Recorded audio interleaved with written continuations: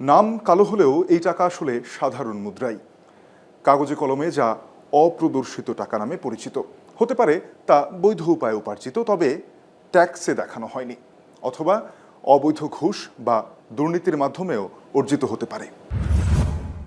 আগের রাজনৈতিক সরকারের মতোই কালো টাকা বৈধ করার সুযোগ রাখল বিএনপি সরকার। একই সঙ্গে এ টাকার উৎস নিয়ে যাতে কেউ প্রশ্ন তুলতে না পারে সে বিধানও রাখা হয়েছে। এজন্য 20% অতিরিক্ত কর পরিশোধ করতে হবে। জমি, বাড়ি বা অ্যাপার্টমেন্ট ক্রয় ও বিক্রির মাধ্যমে এই সুবিধা নিতে পারবেন যে কোনো ব্যক্তি। অপ্রদর্শিত বা দুর্নীতির টাকা সাদা করা না হলে তা ব্যাংকে লেনদেন করা যায় না, কারণ তদন্তে তা বেরিয়ে এলে শাস্তি পাওয়ার শঙ্কা থাকে। তাই টাকা থাকলেও এই টাকা স্বাধীনভাবে ব্যবহার করা যায় না। আর এ কারণেই কালো টাকার মালিক এই টাকা দেশের বাইরে পাচার কিংবা দেশেই সাদা করার সুযোগ খোঁজে।